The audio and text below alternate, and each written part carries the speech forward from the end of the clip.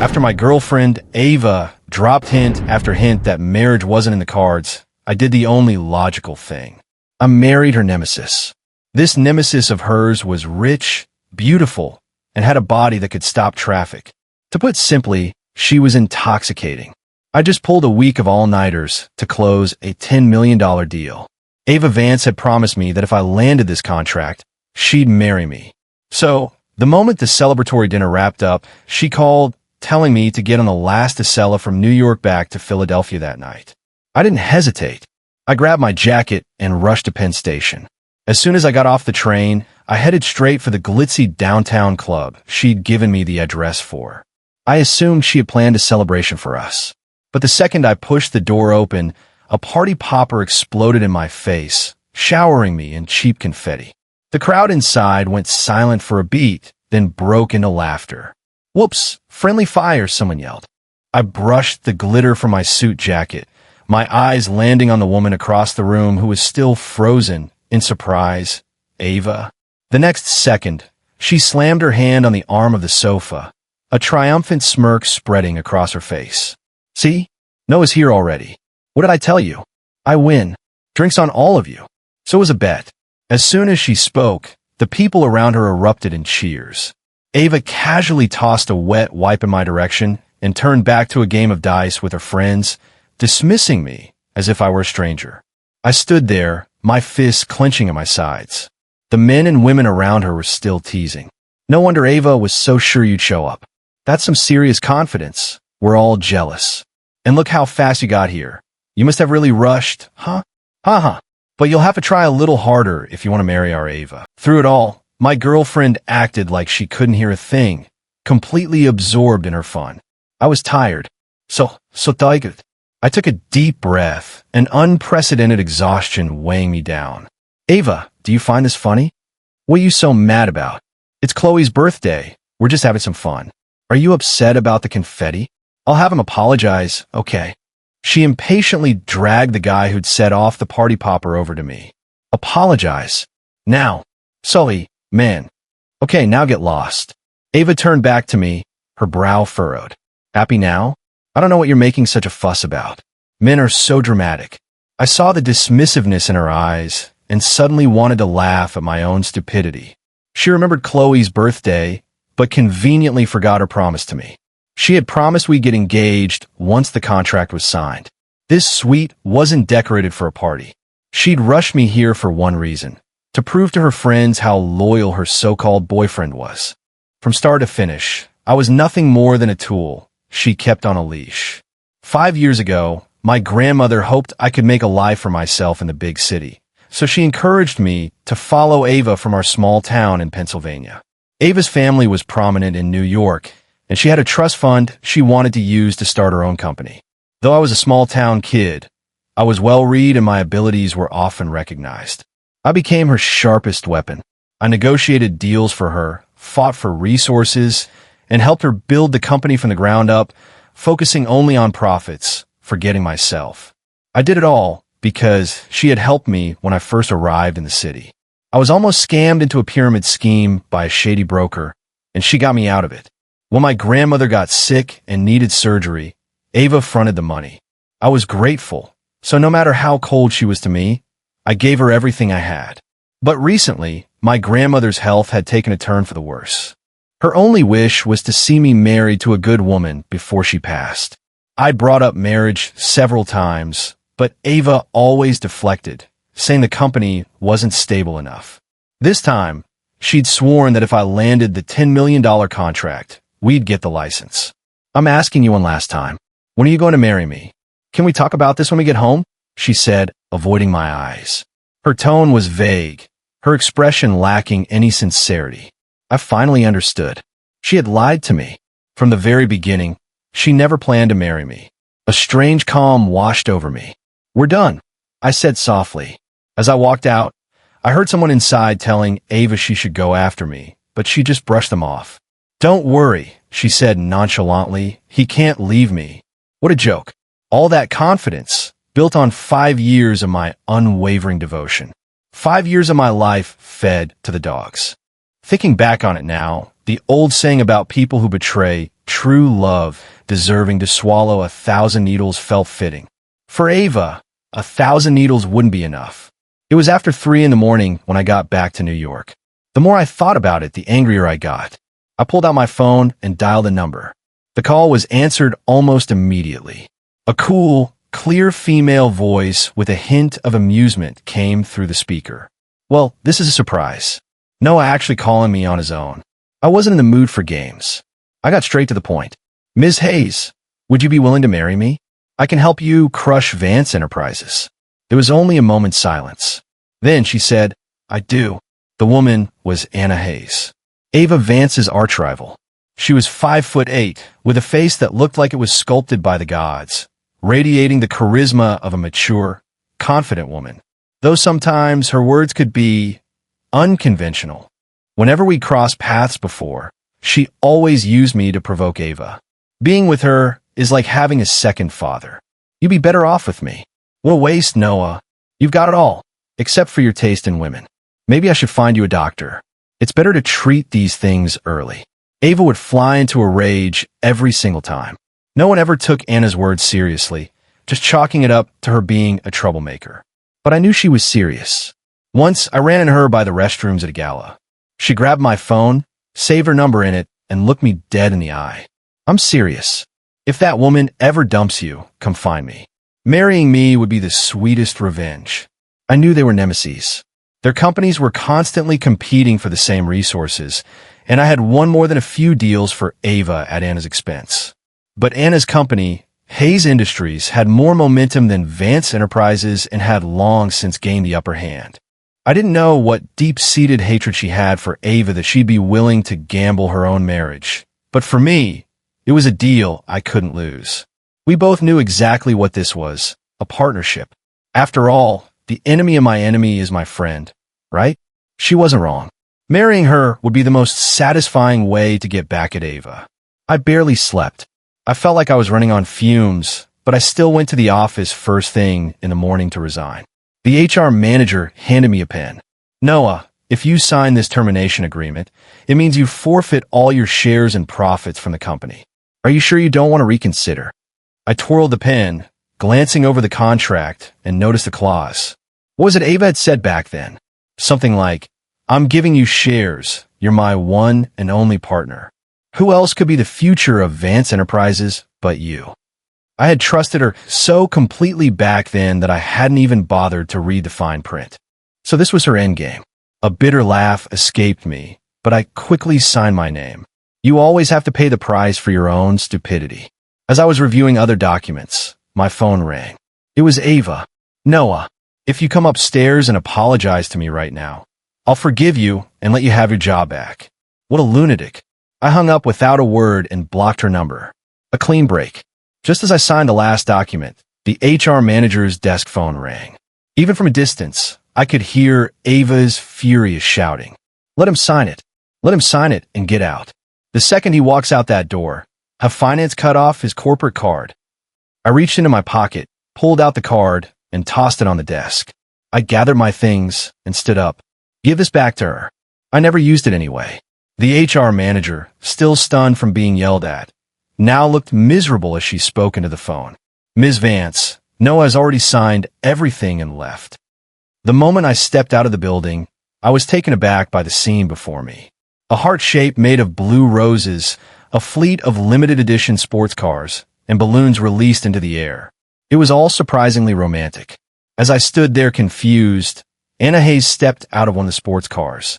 She was in a white wedding dress, holding a bouquet of blue roses, looking dazzlingly beautiful.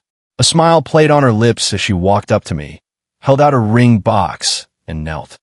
Noah, she said, her eyes serious, will you marry me? Well, as long as she wasn't embarrassed, I guess I was the one who had to be. Just then, a furious voice came from behind me. Noah, actually dared to sign?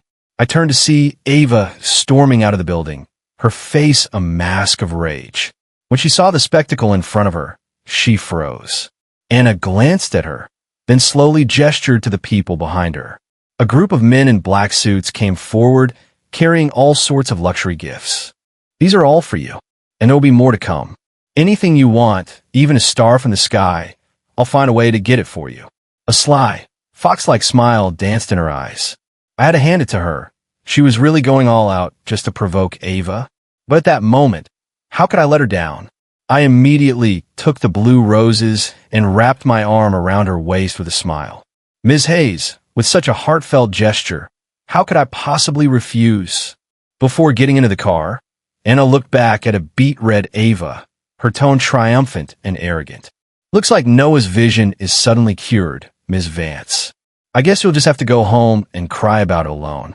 Anna Hayes. Noah, you two are despicable. Ava's voice was shaking. Noah, if you dare to leave with her, I will never, ever forgive you. I have to admit, Anna's high-profile move was incredibly effective. Not only did it make Ava furious, but it also completely humiliated her. After all, when women fight over a man, it's rarely about the man himself. It's about saving face. Everyone at Vance Enterprises knew I'd been with Ava for 5 years. Now, in front of so many people, I was leaving with her arch-rival. No matter what they whispered about me, Ava would never be able to swallow this insult. When I came back to reality, I found Anna sitting across from me, staring at me with a smile. The look in her eyes made me feel like a lamb that had just escaped a wolf's den only to walk into a tiger's lair. Ms. Hayes, I began, but she cut me off. Call me Anna. It's more personal. I was taken aback for a second, frowning at her. Even though you just infuriated Ava, you don't have to be this happy, do you? Happy? Why shouldn't I be? She leaned back elegantly against the seat, her arm resting on the armrest. It's been a long time since I've been this happy. I didn't get it, but I was thoroughly impressed. I didn't say another word for the rest of the ride. The motorcade dropped me off ostentatiously at the entrance of her company building. Anna got out first and extended her hand to me. I took it, and as I stepped out, I put my arm around her waist. Walking into the building, met by the stares of all her employees, I swear if I didn't have some mental fortitude, my legs would have given out right there. Once we were in her office, she told me to make myself at home and close the door. We need to talk about our partnership properly. We briefly discussed it last night. I will do everything in my power to secure your interests. The contracts I negotiated at Vance, I'll bring them over here directly. I'll also do my best to poach their resources in the future. Does Ms. Hayes have any other conditions? Feel free to state them. As for transferring the contracts, that was easy for me. I used to be a key employee there. It would be a piece of cake to take those contracts with me. And it wouldn't just be the $10 million trial project either. Anna listened, then unhurriedly poured me a glass of warm water and placed it in front of me. She didn't speak for a long time, and I started to get impatient. Ms. Hayes, if you don't think this is suitable, you can still back out now. She frowned too, but her next words were completely off topic. Drink your water. We're practically husband and wife. Are you afraid I poison it? It's still steaming. How are you supposed to drink it? Who could explain her bizarre train of thought? I retracted my previous impression of her as a mature, elite businesswoman. This woman was definitely unconventional. Anna didn't seem embarrassed at all and smiled again. Right? You used to be so confrontational with me. Now that you're being so formal, I'm not used to it. Confrontational? That was just me defending Ava a few times in the past. Under my gaze, she finally got serious. You've only talked about what you'll do for me. What are your conditions? Marry me within a month. Let my grandmother see that we're happy together. After she passes, we'll get a divorce, and the partnership ends. The doctor told me a few days ago that my grandmother doesn't have much time left. Best case, a few months. Worst case, I was raised by my grandmother. She's the only family I have left in this world. As long as she can pass away peacefully, I don't care what happens to me. I'd be fine living the rest of my life alone. But Anna just smiled, spinning a pen between her fingers. A month? Who are you looking down on? I can arrange a decent wedding within a week. As for the license, we can do that today. With that, she immediately called her assistant to draft the contract based on my terms, adding a clause at the end, a $1 million penalty for breach of contract. I read the contract over and over, looking for any hidden traps, but found none. In fact, there were several additional clauses that were in my favor.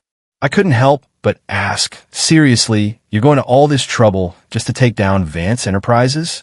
What kind of deep-seated hatred is there between you two? Anna paused, then looked up at me. It's not exactly deep-seated hatred. But speaking of which, there are some things I need to tell you. Anna really did take me to get our marriage license. Walking out of City Hall, holding the certificate, I had mixed feelings. The one thing 5 years of devotion couldn't get me, I got in a single day. I unconsciously glanced at the woman driving beside me. She had a smile on her face the whole time, unable to hide her good mood. She seemed to notice my gaze and glanced back at me. Go on. Let me hear you call me wife. I silently turned my gaze away, pretending to be deaf. My phone wouldn't stop buzzing. I answered, and Ava's voice came through. Noah. I hung up instantly and blocked the new number 2. Anna frowned. Ava.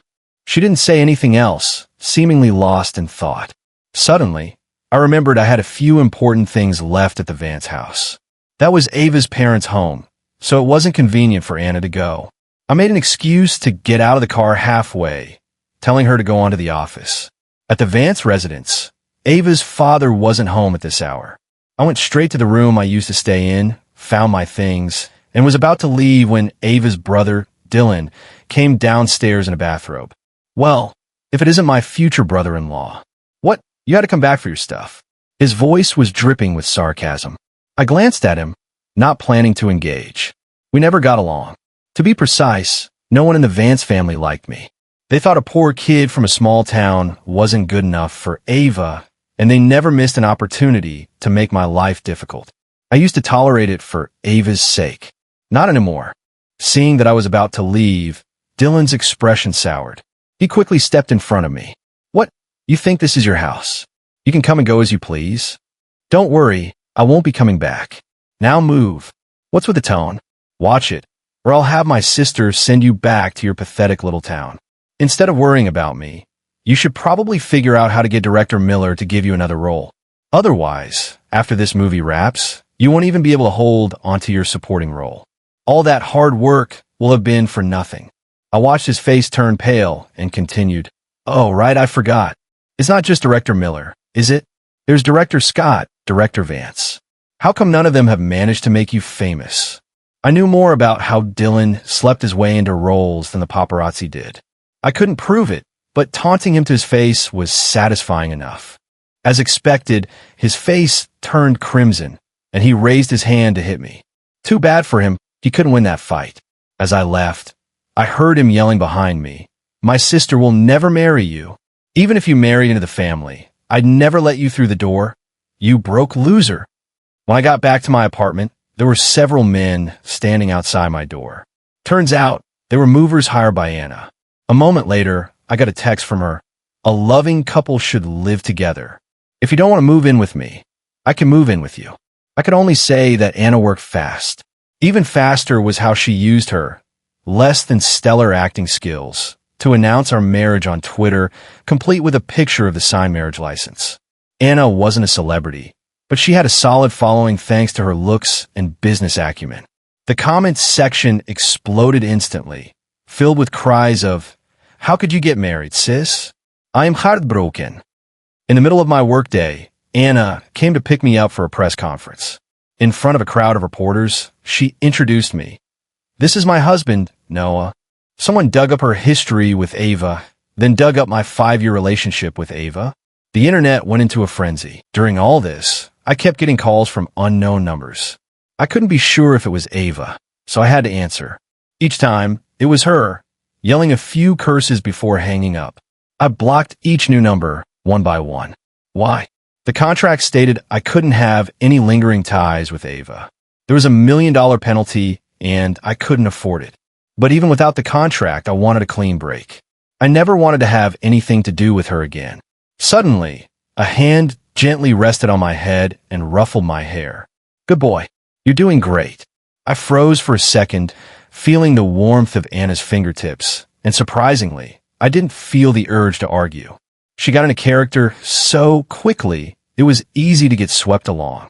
It had been a long day, on top of the sleepless week I just had. The moment I stopped moving, I felt so tired I could barely keep my eyes open.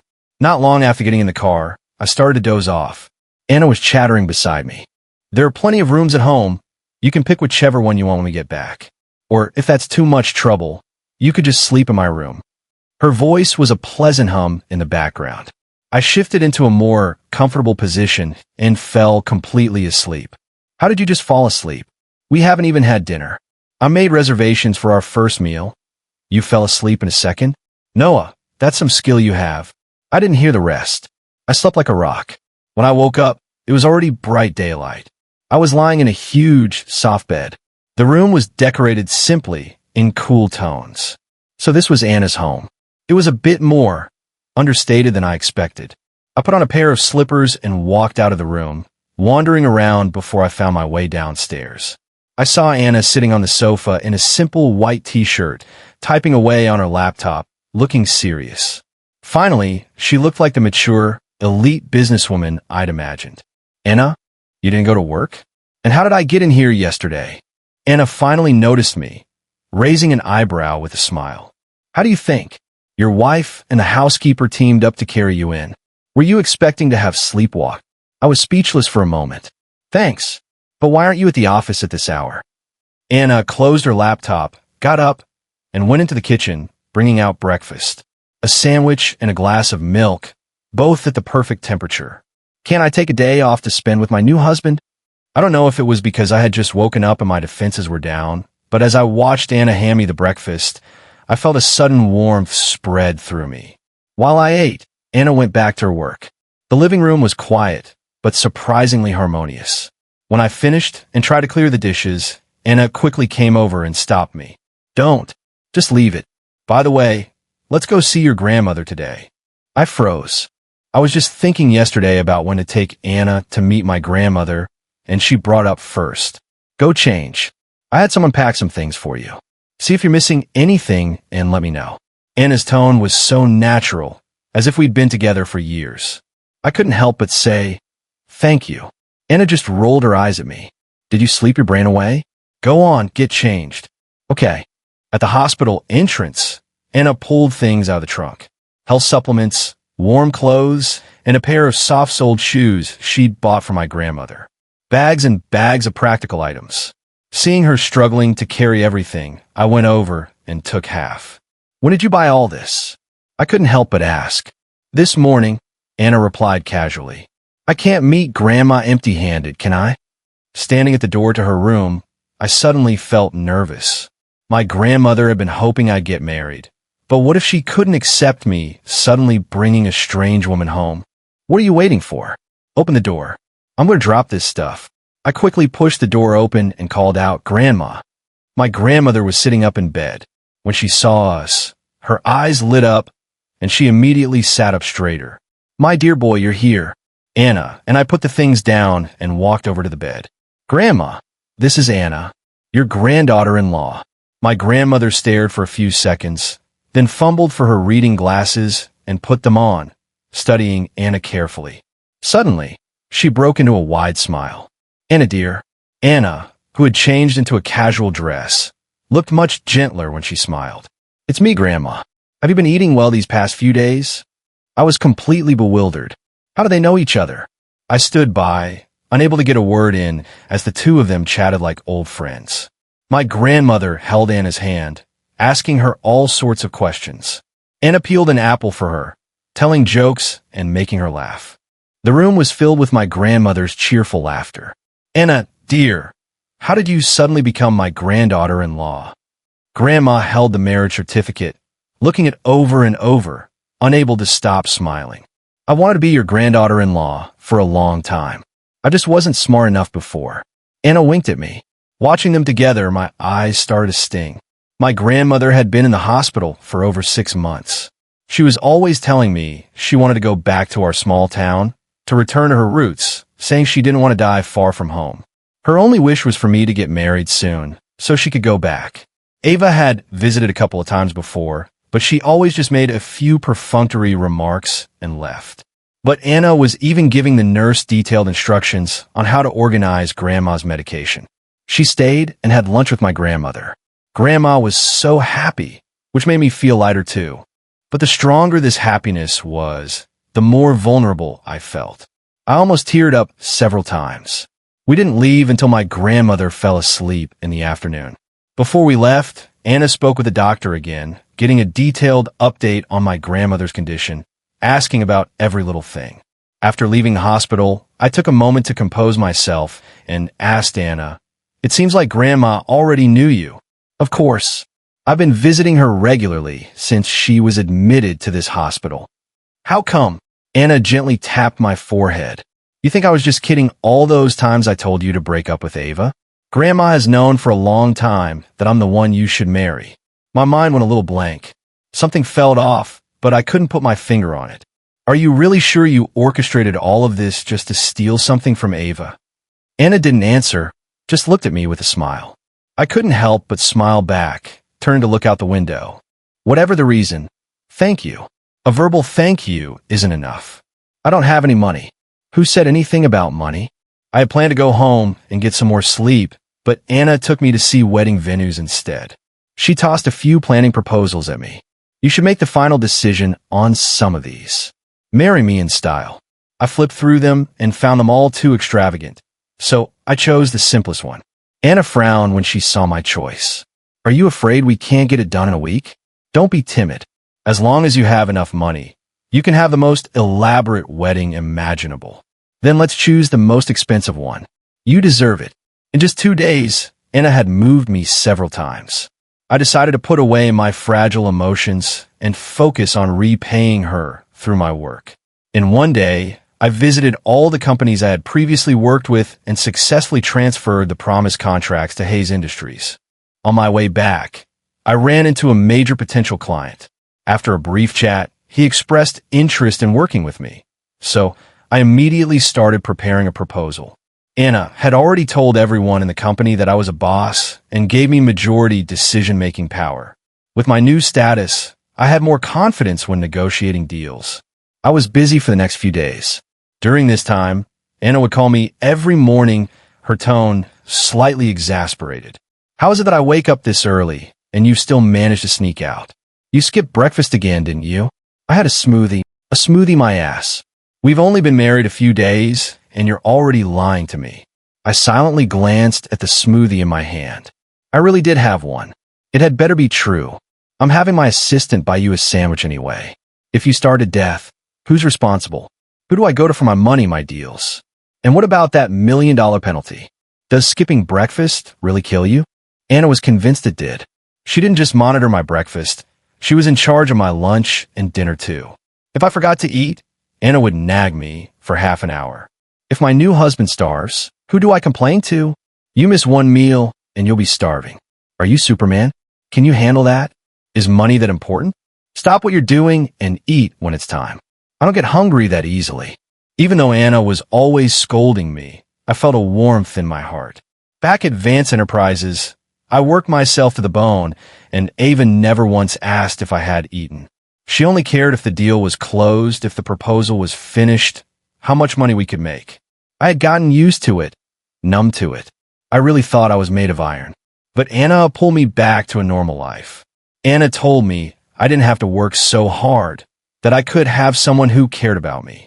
I wanted to postpone the wedding, but Anna wouldn't agree, saying everything was already prepared and it would be rude not to go through with it. On the wedding day, my grandmother came. She wore the new clothes Anna had bought for her, holding my hand in Anna's, crying too much to speak. The wedding was actually very simple. Only a few of Anna's friends and my grandmother were there. But the atmosphere was wonderful. Anna's friends were warm and welcoming, their jokes lighthearted, unlike Ava's friends who were always dripping with sarcasm. The whole time, I couldn't stop my eyes from welling up. Finally, I felt at peace. Anna patted my back. "I'm not complaining about the small scale, and you're getting emotional. How about we call this one the official ceremony? And next time we'll throw a huge one and invite all of Ava's annoying friends to piss them off." Anna's teasing made me laugh through my tears. A few days after her wish was fulfilled, my grandmother said she wanted to go back to our small town, worrying that the chickens she kept would be neglected by the neighbors. Anna and I drove her back. The old house was still the same. I had wanted to renovate it before, but Grandma said she was used to it and wouldn't let me. Thankfully, the chickens were fine. Grandma was overjoyed. That night, she caught 2 of them, had me help her prepare them, gave one to the neighbor, and made soup with the other. To my surprise, Anna didn't seem uncomfortable at all in the old house. In fact, she seemed more at ease than in the city, making herself right at home. There was just one problem. We couldn't sleep in separate rooms without making Grandma suspicious. So, Anna and I found ourselves sitting on my small bed, staring at each other. "I'll sleep on the floor," I said. "I thought you'd at least try to convince me to share the bed." "What, you don't want to?" Anna raised an eyebrow. "How could I let you sleep on the floor?" She pursed her lips and said quietly, "If you don't mind it being a little crowded, we can just manage." "Okay," I said, unable to hold back a laugh. I wanted to stay with my grandmother for a few more days, but Anna had a business to run. Grandma also urged us to go back, saying young people should focus on their careers.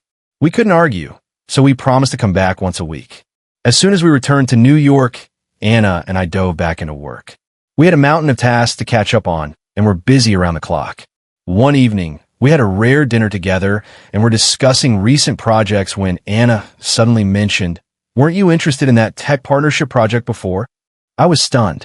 "How did you know?" "I'm already planning for it. You can take the lead on it with whatever ideas you have. Also, that charity project you wanted to invest in, I got it ready for you too. Go for it.